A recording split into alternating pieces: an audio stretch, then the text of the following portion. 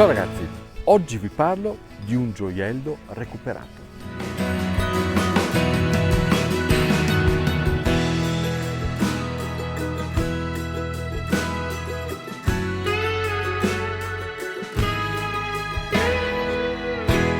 Sono a Malga Campegno, appena sotto San Giorgio di Bosco Chiesa-Nuova, quindi piena Lessinia.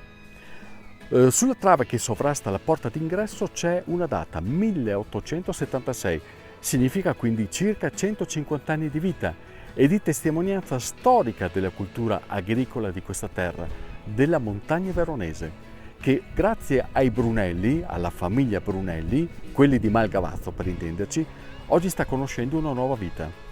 L'hanno acquistata questa Malga, l'hanno ristrutturata rispettando la splendida originalità della struttura e utilizzando materiali compatibili sia con la storicità della struttura stessa ma anche con l'ambiente. E in questo modo hanno restituito la loro terra alla montagna veronese, alla Lessinia, questo autentico gioiello.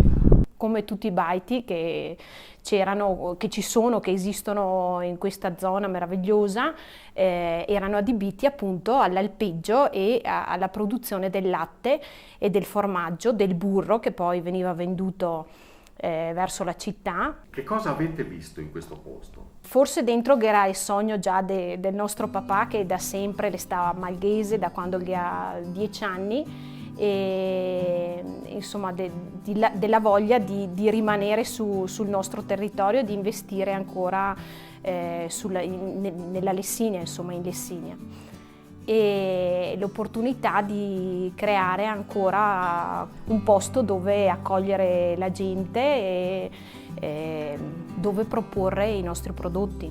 Passavo sempre davanti a questa malga e il fatto che avesse questi due grandi alberi, cosa che non si ripropone in altre malghe, mi ha sempre attirato l'attenzione, insomma, perché ci saremmo stati bene e finalmente insomma il sogno si sta avverando. I Brunelli vivono di allevamento da sempre, latte e carne, da cui traggono i prodotti, quindi i formaggi, insaccati, il gelato, che vendono sia ai loro punti vendita, qui come a Malgavazzo, oppure attraverso i mercatini. Insomma, si sono creati il loro mercato. Ma non è stata una scelta casuale, perché loro, pur arrivando da quel mondo chiuso, l'allevamento, loro lo hanno sdoganato, hanno aperto le porte e lo hanno fatto diventare il loro mondo, nel senso che continuano a vivere in Lessinia e a vivere di Lessinia.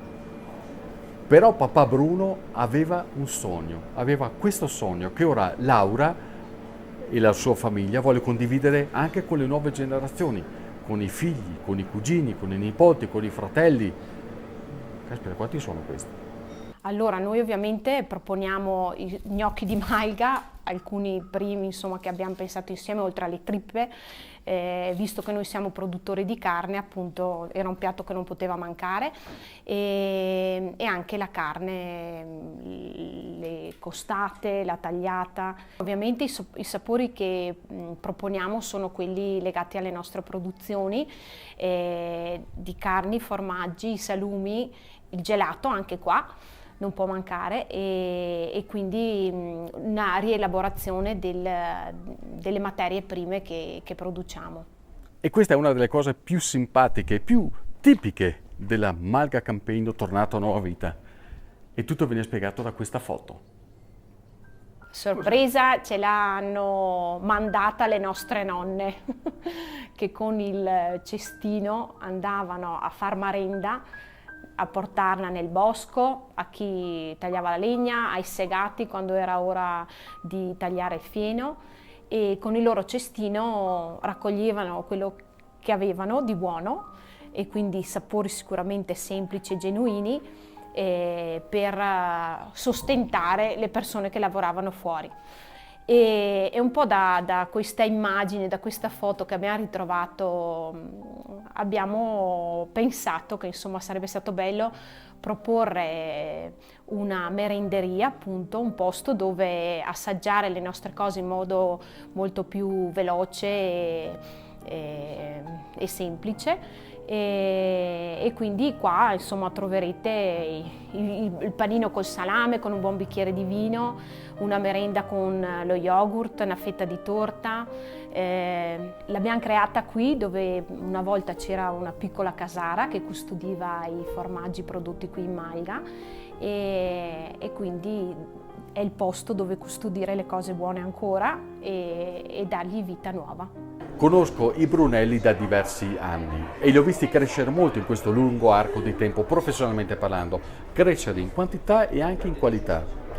Ma mai, in nessuna occasione, ho sentito loro trascurare il concetto Lessinia, inteso come la loro terra, ma anche come la fonte di ispirazione delle loro riflessioni e anche delle loro scelte.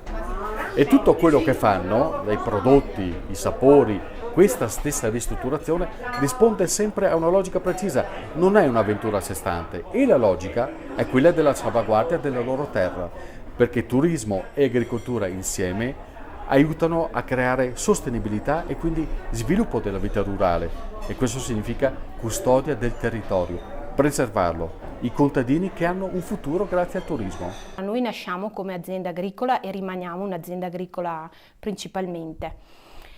E l'importanza che ha l'agricoltura nella salvaguardia della Lessinia è essenziale secondo me, nel senso che il territorio deve essere gestito, nutrito, salvaguardato e solo il connubio tra l'agricoltura e il turismo possono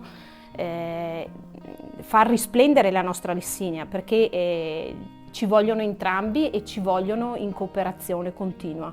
Quindi questo è il messaggio importante che dobbiamo sostenere sempre. Le baite vivranno ancora per molti anni, però se nessuno ci mette le mani, l'abbandono e il degrado purtroppo e il tempo che passa creerebbe danni, insomma, e siccome sono delle opere d'arte della nostra tradizione, sono assolutamente da salvaguardare, da far risplendere ancora in una veste diversa e che tiene sempre conto dell'ambiente, del rispetto della nostra tradizione. Fare rete vuol dire costruire un futuro importante per noi e per i nostri figli e per la tutela di un territorio che è il nostro tesoro e che quindi dobbiamo salvaguardare sempre. Qui c'è il cuore del papà. Certo che c'è. Proprio lui l'ha sognato per primo e credo che ci abbia proprio indicato la strada da percorrere per dare proprio vita nuova a questo posto e perché lui credeva tantissimo nella Lessinia, era la sua vita.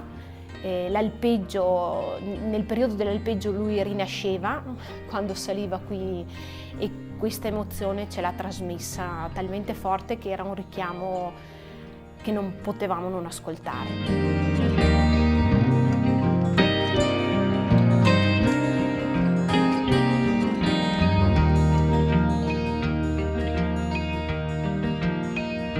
Laura, scusami, ma alla fine quanti siano?